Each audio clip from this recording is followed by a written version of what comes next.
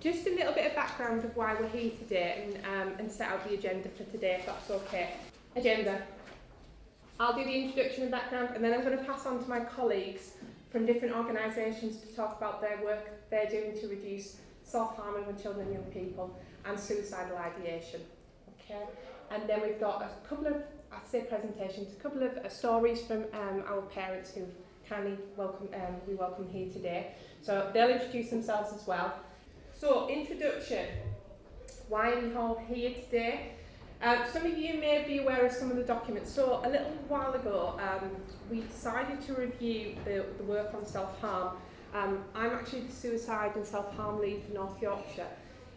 We looked at all of the documents that were available in North Yorkshire for professionals, and dating back to 2014 for the first one, which was the pathway. This was updated in June 2015, information to schools. And then this was brought in about 2016, and it was adopted from something in Leeds where they've used, and it was more about information, guidance, advice. Some people are more aware of this one because it came out later, and some of you will be aware of the existing North Yorkshire pathway. All of these documents were there, and we decided to review their effectiveness really, and see what people liked about them, whether they were useful, and we got a mixed response. Like I said, people were more aware of this one purely because it came out later. Some people were aware of the pathway but had issues with it. So we had a mixed review. So we formed a small working group and looked at, well, what is it we need? And we came up with lots of things we could do, and we decided to have an interactive online pathway that would give information to children's workforce, schools, parents and children and young people themselves, all in one place. So it would combine all of these things and come up with a product. So that's why you're here today, is to look at the pathway itself and use some scenarios later on this morning to see actually how it works in reality. This is an engagement event. This is for us to finalise and tweak so that we can put it online, ready for it to be live come the new year. Are people aware of these documents? Yeah, some are all of the documents. So as you can imagine, the pathway is a document that's a guide. We would just say not everybody fits neatly into boxes, and what somebody is presenting on one day or 1 hour is different to the next. So what we have to be conscious of is it is a guide to support your decision making along with all of the other information available to you, whether that's in a school setting, whether that's in a home, from parents, from the child themselves. You have to use that as part of the decision process. So what have we created? This is what it looks like at the moment, and you'll see some copies on the desk. I've got the full versions here so you can look at everything that's in there for everybody. So as you can see, it's got the pathway on, it's got a skills guidance tab, workforce guidance. Workforce guidance, children's workforce could be a scout leader right up to a healthcare professional. It's that full spectrum.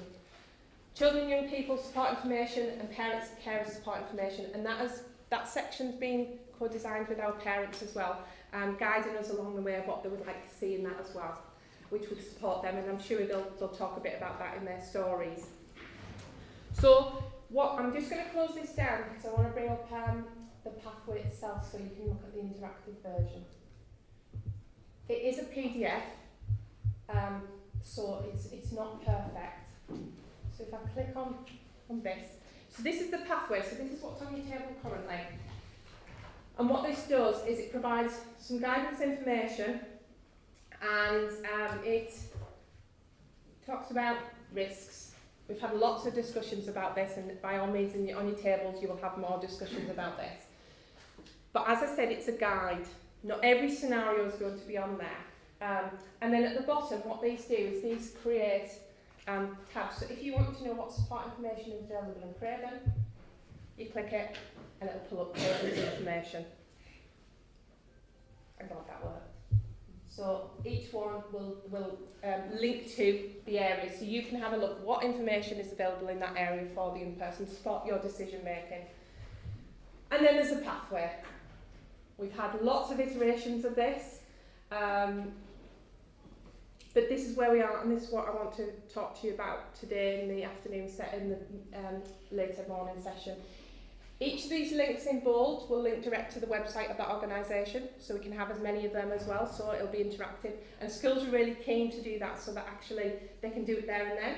So we're not having to, you know, go away and look somewhere else, so it's all there.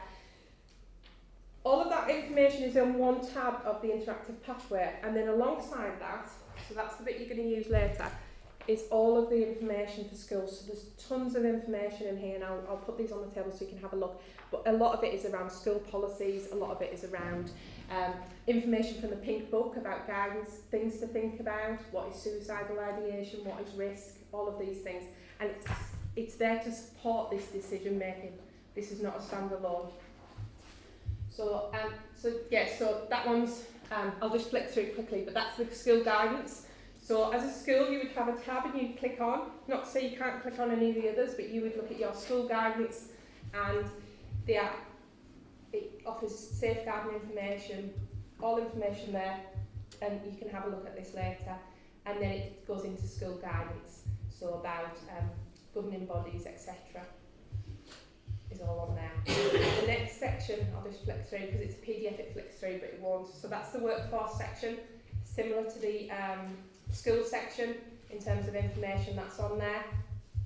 And then children and young people, at the moment we've got the work that was done with children and young people to develop that tree of information which has interactive links. And the parents section, so this is how to support their child. It looks after yourself, about looking after yourself. It's very important to the parents about how do they look after themselves to be able to look after their child or young person who may be self-harming. Talks about training that's available and awareness, which was key. And it's myth busting. All these things about, and these are all interactive. So is it possible that I can exacerbate a problem if I start to ask them, are they thinking about self-harming? Can I cause them to self-harm? And all of these myths that we wanted on there as well for parents. And then we've got case studies, and this is where the parents are going to talk about their story, but we've actually filmed it and it's going to be on there. So each parent will have a film about their story, and it'll be so parents, and there'll be some, on one of these is a written story, a story of a nearly suicide from a parent who's going to join us at the Selby event in a few weeks' time, but that's their story. Hi,